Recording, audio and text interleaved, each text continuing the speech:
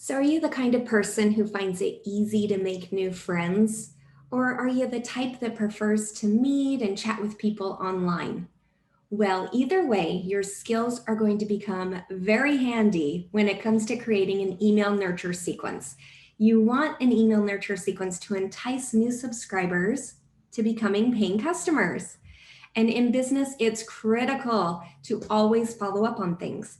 If you leave potential customers and clients to their own devices, chances are that they'll get distracted by daily life. So you want to keep them active and you need to nurture that relationship. And a great way to do that is through an email nurture sequence. With several short, simple emails, you can start to build a relationship and eventually lead your email subscribers to become full-fledged customers.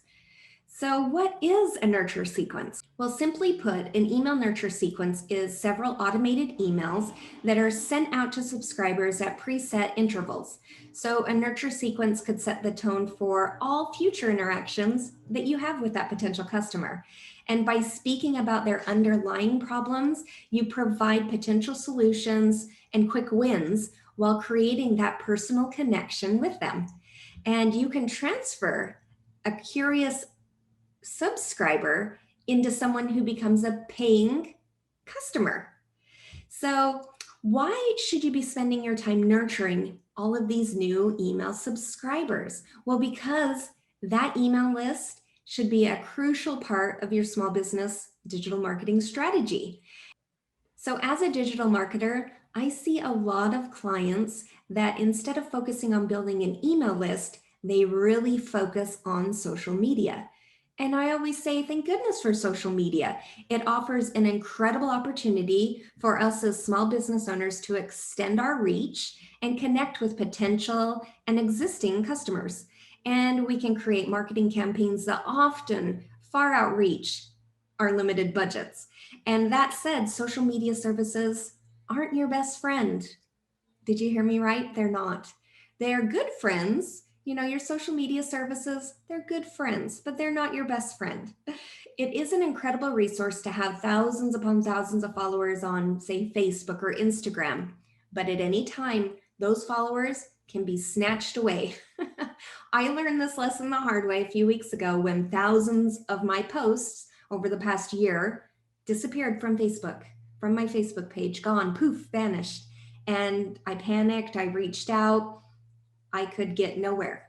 They knew nothing, no idea why this would happen, and said that it was a potential bug they knew about, but they weren't sure, and that they were sorry there was nothing they could do to get my posts back. So I felt a little wah wah. I didn't feel very great that day. However, about a week later, logged into Facebook, they were all back. So that's the good thing. That's like, the best possible thing that could have happened.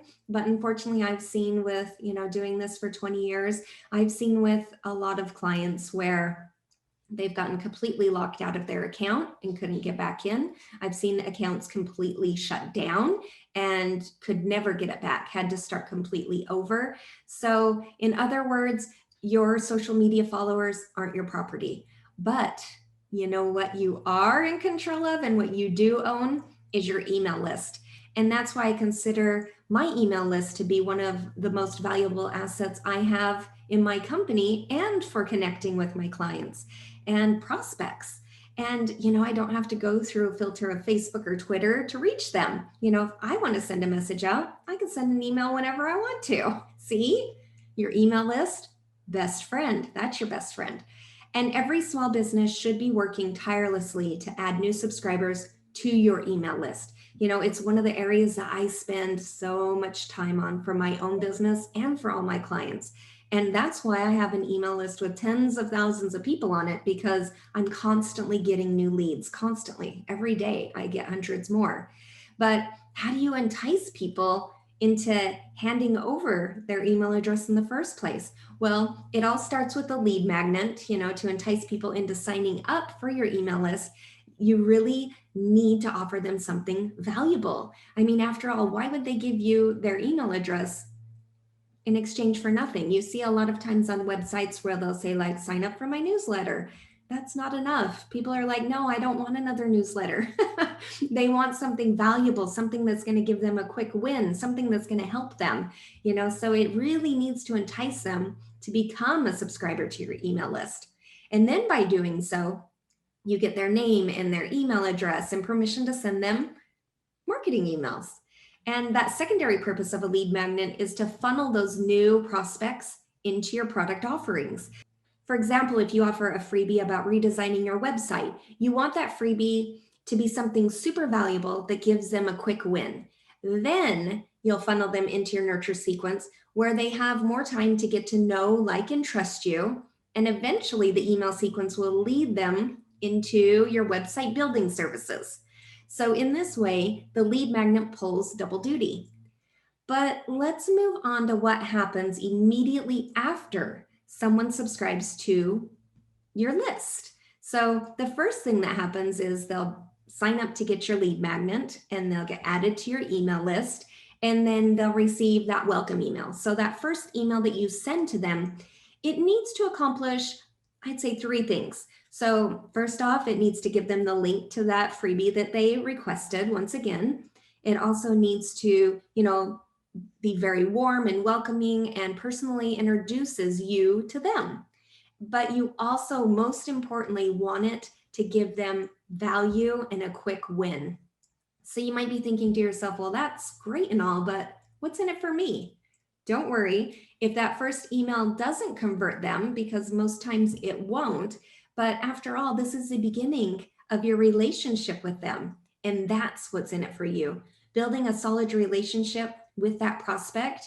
And then after they have some time to check out your freebie, they start to receive your nurture sequences. They start to get to know you better. They like you. They're starting to trust you. You're offering them value and small wins. Then they realize that they really could benefit from working with you or purchasing your product. And voila, you have a new customer. So there's many different types of nurture sequences. I mean, really, there are as many as stars in the sky. Okay, maybe not that many, but close. So let's kind of just go through a standard new subscriber nurture sequence. So, of course, you always want to customize it to your specific business and your product offerings and your audience, but it'll kind of give you an idea of what to expect. So that first email is that welcome email that we talked about that provides them with the link to the download they requested. It introduces you, provides value, and gives them that quick win. And then a few days later, a couple days later, you'll send them a follow-up. You want to make sure, did you get the freebie? What did you think? Did it inspire any ideas? Do they have any questions? You just want to kind of really follow up with them, be very genuine. Again, offer more value.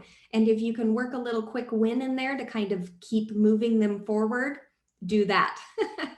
Then a few days later or a week later, you'll want to send them another email with an opportunity to maybe download another freebie, something that maybe went with that first website redesign freebie, or it could be something more exclusive, like maybe a link to a webinar or maybe a link to one of your trainings, something like that.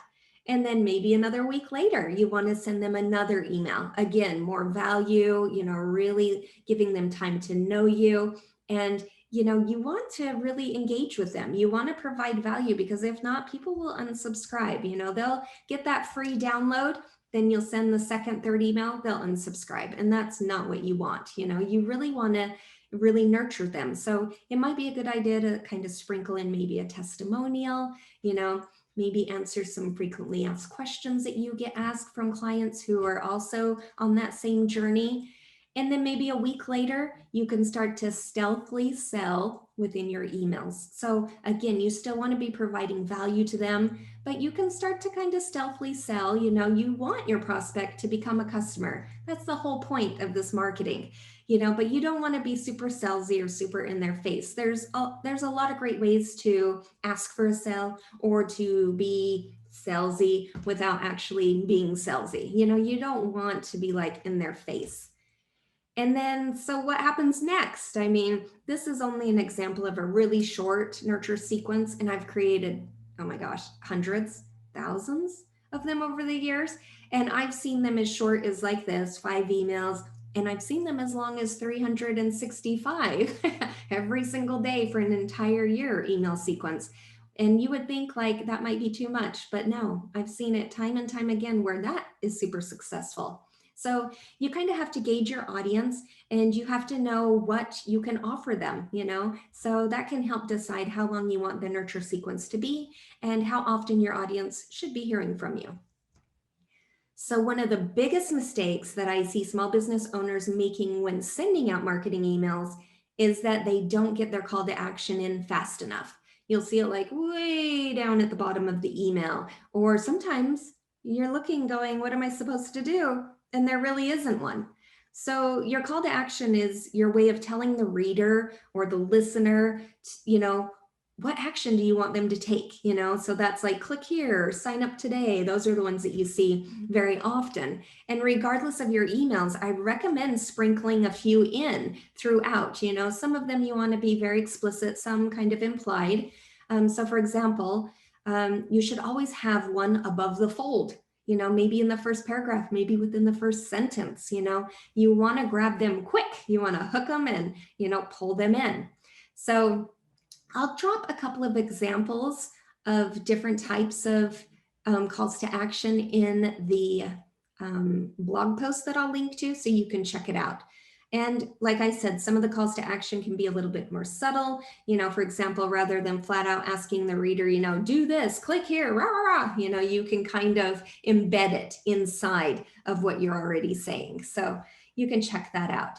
But the one thing that I want you to take away from all of this, if you take nothing else away, is that your emails need to be authentic.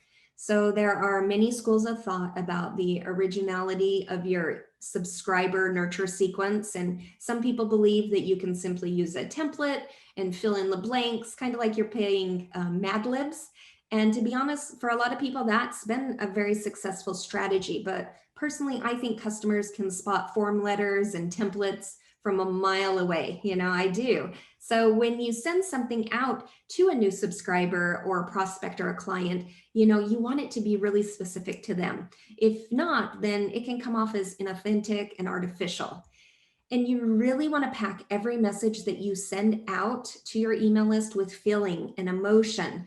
I'm not suggesting that you write an individual welcome email to every single person that signs up for your list, but a really heartfelt, well-written welcome message can really speak volumes, and it shows them a little bit of your personality and how you communicate. And sharing stories about your own struggles and how you overcame them, that can be so, so valuable to them. I can't tell you how many times I get on a consultation with someone and they tell me that they have been on my email list, sometimes for months. I had someone once tell me they were on my email list for 11 years before they signed up with me, and they were getting them every week. And, she told me she saved them. She would keep them in a folder in her inbox, and she would search them when she needed help on something, which I thought was amazing. But it took her, it took her some time. It took her 11 years. But when we finally jumped on the phone, she said to me, I feel like I already know you, which she did. I mean, I'd been sharing, little bits of my personality and sharing stories and my own struggles and, all my tips and everything with her for a long time. So, hopefully that won't, you won't have to wait 11 years to convert someone. That's the only time that's ever happened to me. Usually people convert much quicker. Sometimes it's really quickly, within, that first email, sometimes within the first, handful, and sometimes longer. It kind of depends. Where I have such a huge umbrella of services that I offer, a lot of times it takes me hitting on something that they're really struggling with, so I might do a whole content on Pinterest, and they're like, oh my gosh, I've been struggling with Pinterest. And that's when they need me, but you get the point. So the obvious solution to the form letter problem, that's really either writing your own copy or hiring someone to write it for you. So, when you're writing your email with a specific aim in mind, then it reads and it converts better than simply, dropping in random words. And admittedly, writing nurture sequences can be time consuming. And, it's sometimes not the time that most small business owners have. I get that. So my advice would be to hire someone. Hey, maybe a virtual assistant, someone who's been doing copywriting for 20 years to write your nurture sequence emails for you and set them up. You don't have to do anything. Give a little feedback, give some notes, and you'll be set. So what did we learn today? Well, let's kind of go over it. You always want to follow up your lead magnet opt-in with a new subscriber nurture sequence. And remember, a nurture sequence is several emails that are sent out to those new subscribers over a prolonged period of time that gives them more time to get to know, like, and trust you. And hopefully they'll convert into a paying customer at some point in your funnel. And you never want to trust social media to safeguard your followers. You always want to be building an email list in the background. It's the only way that you can ensure that you remain in contact with your customers, your prospects, with everyone on your email list. And that first email that you send out, it really sets the tone. You want to make sure that that email sequence is packed full of value. Absolutely. Again, value, value, value. And your nurture sequence can range from a few emails to a whole year's worth of emails. A lot of it depends on your audience, but it doesn't matter how long your nurture sequence is. Always make sure to get your calls to action in as quick as possible, and definitely above the fold. And try to avoid using templates for your email. You want your nurture sequence to be authentic and engaging. So creating an automated nurture sequence, it can pay huge dividends, but why stop there? You can also automate your new client onboarding, which can save you a ton of time. I thought I would just pop in and talk about that a little bit, because that is one of my most popular lead magnets. So you can check it out. But it's a workbook. It's 8 steps to automating your client onboarding, and it lays out exactly how you should structure your onboarding sequence. And it might even give you some ideas for your nurture sequence. Introducing yourself to potential clients is the key to building a solid relationship. If you can set the tone right from the start, then you start to create a two-way relationship that could last for years. And of course, if you'd like to learn how you can create a nurture sequence and build up that email list, you can always reach out to me. I'm always happy to help. You can find me at jennylyon.com. If you want to schedule a time to talk to me, you can do that through jennylyon.com/free consultation. And if you want to grab that client onboarding workbook that I talked about, you can grab that at jennylyon.com/onboarding. Well, I hope you found this information on creating a new subscriber nurture sequence helpful. I'll see you next week.